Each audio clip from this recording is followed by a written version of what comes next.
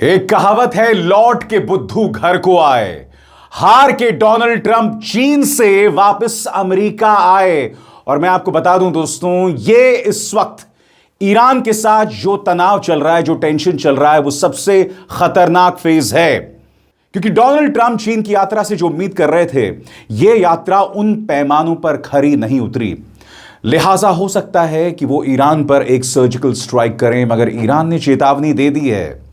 Iran ने कह दिया है कि अगर इस तरह का मिस एडवेंचर डोनाल्ड ट्रंप करेंगे तो खाड़ी में उसके जितने भी प्रॉक्सी नेटवर्क्स हैं उसको तबाह कर दिया जाएगा।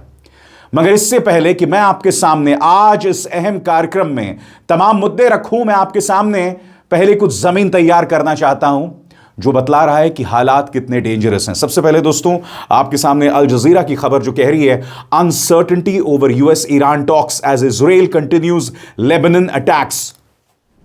सरल लफ्जों में कहा जाए तो अल जजीरा कह रहा है कि पूरी तरह की अनिश्चितता है, अनसर्टेनिटी है इस बातचीत को लेकर, क्योंकि इस्राइल भी लगातार लेबनान पर हमले कर रहा है। कहने को यहां पर सीज फायर है, मगर इस्राइल पर कोई कंट्रोल नहीं है। ऊपर से डोनाल्ड ट्रंप को हार का सामना करना पड़ रहा है। यह बात खुद सीएनएन कह रहा है। सीएनएन क्या कह रहा है, मैं आपको पढ़ के सुनाना चाहता हूं आपके स्क्रीन पर। सीएनएन कहता है, no signs Trump and Xi Jinping resolved any thorny challenges. Trump not committing to Taiwan arms sales marks a win for China. दो बातें हैं। अब तक कोई संयुक्त बयान, कोई जॉइंट स्टेटमेंट जारी नहीं हुआ है। इसका मतलब किसी तरह का कोई अरेंजमेंट नहीं हुआ है। याद कीजिएगा, एप्पल के CEO Tim Cook, Elon Musk, Tesla के इलॉन मस्क, ये तमाम लोग डोनाल्ड ट्रंप के साथ थे, मगर इस यात्रा का कोई फायदा नहीं। और मैं चाहता हूं आप दूसरी पंक्ति पर गौर करें, Trump not committing to Taiwan arms sales marks a win for China. यानी कि ट्रंप ने अपनी तरफ से कह दिया है कि वो ताइवान को और हथियार नहीं बेचेंगे, और ये चीन के लिए एक बहुत बड़ी जीत है।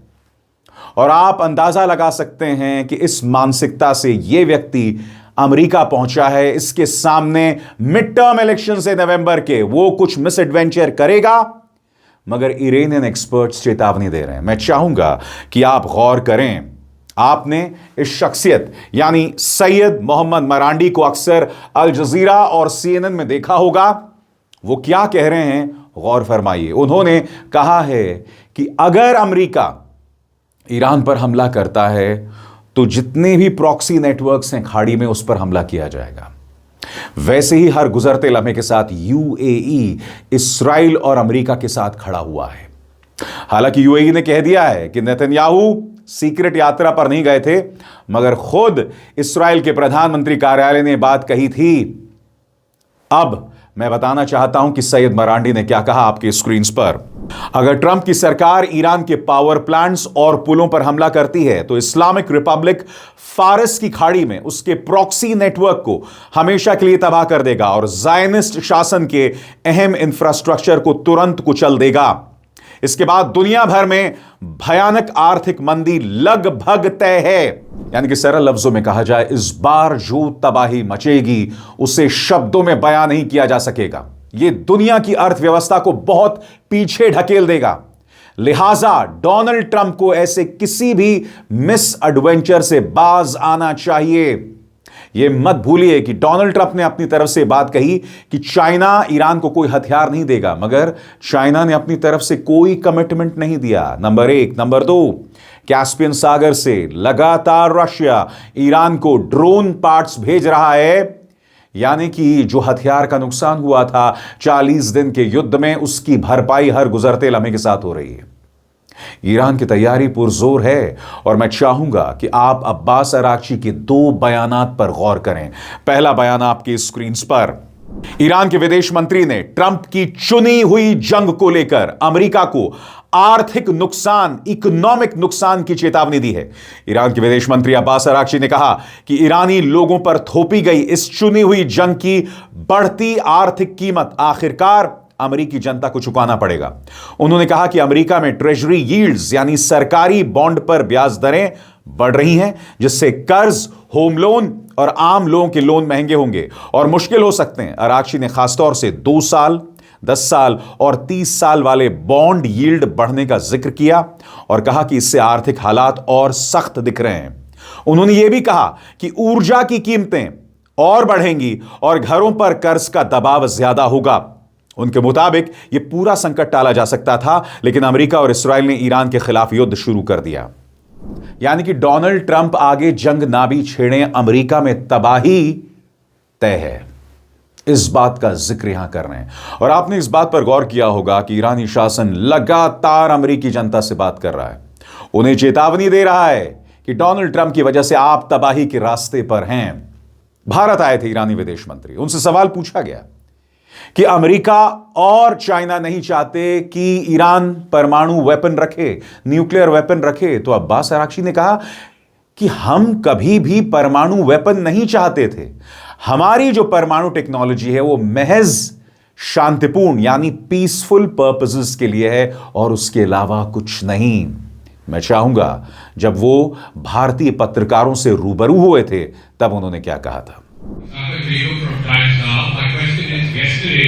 President Trump and President Xi Jinping of China met, and they issued a statement in which the Americans said that both China and America said that Iran cannot possess a nuclear weapon, and that both China and America agreed that the Strait of Hormuz should be open. What do you have to say to that? Well, we share the same opinion. Iran has never wanted nuclear weapon. And we have proved that when we signed the deal in 2015, and we have said times and again that we don't want nuclear weapon, and this is not our policy.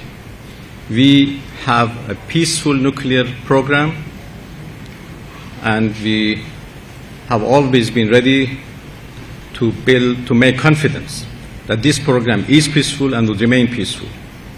On the Strait of Hormuz, this is also our wish that it will be fully reopened. As far as we are concerned, the Strait of Hormuz is open and all vessels can pass except the vessels belonged to those countries who are in war with us, who are fighting with us. Those vessels who want to pass should obviously coordinate with our military because of the mines and obstacles which exist. So we will guide them to pass, as we have done for a number of Indian vessels, and we help them to pass. The safe passage of all vessels is our policy and in our interest, and we are ready to help those who want to pass safely and securely. This is our policy. और अब एक जरूरी संदेश, सच के इस सफर में मेरा साथी बनिए, मेरा चैनल ज्वाइन कीजिए और इनमें से एक विकल्प, एक ऑप्शन चुनिए। शुक्रिया। और जहां तक डोनाल्ड ट्रंप की बात है, चीन यात्रा के बाद वो पहली बार सामने आए और उन्होंने कहा कि चीन के साथ हमारे रिश्ते सुधरे हैं। हालांकि जैसे कि आप CNN की इस खबर में देख रहे हैं, ताइवान के मुद्दे पर उन्हें हार का सामना करना पड़ा है। कोई समझौता सामने उभर कर नहीं आया है। सारी बातें सिर्फ डोनाल्ड ट्रंप कह रहे हैं, लिहाजा वो ये जो बात कह रहे हैं उसकी कोई मायने नहीं है। सुनिए डोनाल्ड ट्रंप ने क्या कहा। That was a great success. It was fantastic.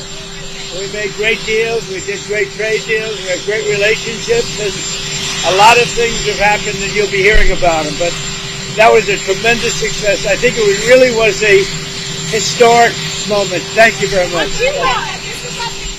इस बीच ईरान लगातार कह रहा है कि जो अमेरिका की सोच है वो एक कॉलोनियल पावर की तरह है। मैं चाहूंगा कि आप विदेश मंत्रालय के प्रवक्ता इस्माइल बागाई के एक लेख पर गौर करें जो उन्होंने अल जजीरा में लिखा है।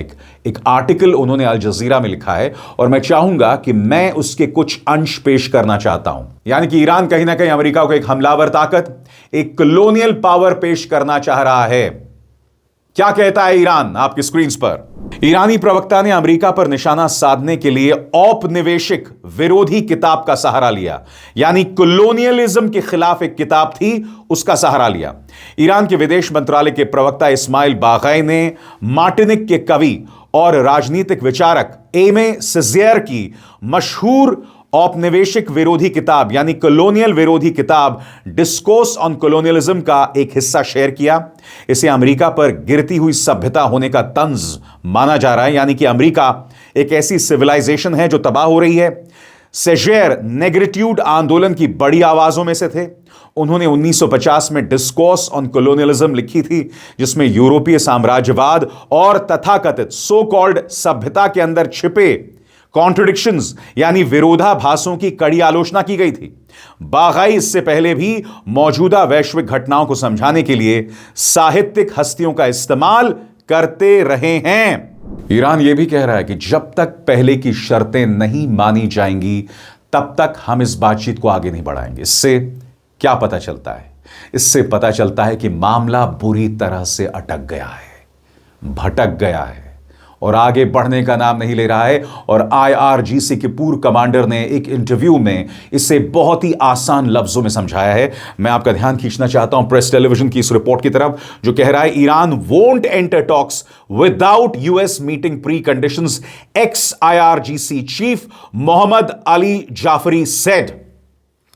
उन्होंने कहा कि पहले आप हमारी शर्तें मानिए, और ये शर्तें ऐसी हैं जो गैर वाजिब नहीं हैं, ये जायज हैं। ये ऐसी शर्तें नहीं हैं जो पहले मौजूद नहीं थीं। मगर डोनाल्ड ट्रंप बुरी तरह से चोटिल हैं, क्योंकि चाइना में उन्हें करारा तमाचा मिला है। लिहाजा ये व्यक्ति क्या कर सकता है हम कुछ नहीं जानते। मैं चाहता हूं कि मोहम्मद अली जाफरी साहब ने क्या कहा प्रेस टेलीविजन को दिए गए इंटरव्यू में, इससे आपको पता चलेगा कि ईरान के दिमाग में इस वक्त चल क्या रहा है। गौर फरमाएं। Islamic revolutionary guard corps IRGC के पूर्व प्रमुख कमांडर ने कहा है कि जब तक अमेरिका तेहरान द्वारा तय की गई शर्तों को नहीं मानता तब तक ईरान उससे कोई बातचीत नहीं करेगा। तस्नीम न्यूज एजेंसी को गुरुवार को दिए गए इंटरव्यू में major general Mohammad Ali Jafri ने कहा, दुश्मन बार बार अपने वादों से मुकरता रहा है और बातचीत के बीच ही 2 सैनिक मिलिट्री हमले कर दिए, जिसकी वजह से ईरान का भरोसा खत्म हो गया। उन्होंने कहा कि दुश्मन की हरकत की वजह से हमें अपनी स्ट्रैटेजी में, अपनी रणनीति में बड़ा बदलाव करना पड़ा। अब बातचीत और रिश्तों को लेकर हमारी नीति बदल चुकी है। इस बार बातचीत के लिए शर्तें हम तय करेंगे, यानी दुश्मन को पहले भरोसा बनाने वाले कदम उठाने होंगे। उन्होंने आगे कहा, कुछ कदम प्री कंडीशन के तौर पर होंगे, मतलब दुश्मन को लिखित गारंटी, रिटन गारंटी देनी पड़ेगी, उस पर साइन करना पड़ेगा और भरोसा दिलाना होगा कि कुछ चीजें दोबारा नहीं होंगी, जैसे युद्ध खत्म करना और सैनिक धमकियां बंद करना। जाफरी के मुताबिक भरोसा बनाने वाले कुछ कदम जमीन पर भी दिखने चाहिए, जैसे ईरान को रोके गए फंड्स को रोकना। और आप जानते हैं कि जो ईरान के फंड्स दुनिया भर में फ्रीज कर दिए गए हैं, ईरान की एक प्रमुख मांग रही है कि आप इसे अनफ्रीज कीजिए। इकोनॉमिक सैंक्शंस जो आपने लगाए हैं उससे हटाइए। ये ईरान की वाजिब मांगे हैं।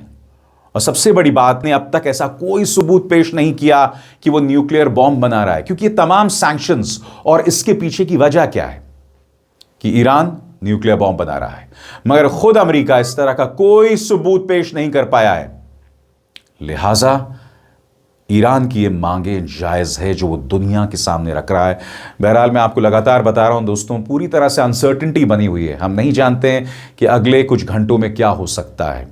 ये वीकेंड बहुत अहम है, हो सकता है कुछ नहीं होगा, मगर ये डोनाल्ड ट्रंप हैं और नेतन्याहू जो अंदर से आग बबूला है, वो चाहते हैं कि इस मामले को और बढ़ाया जाए, अनसर्टेनिटी बनी रहे, और ऊपर से UAE का किरदार जिस पर लगातार सवाल उठ रहे हैं। अब इसार शर्मा को दीजिए इजाजत। नमस्कार।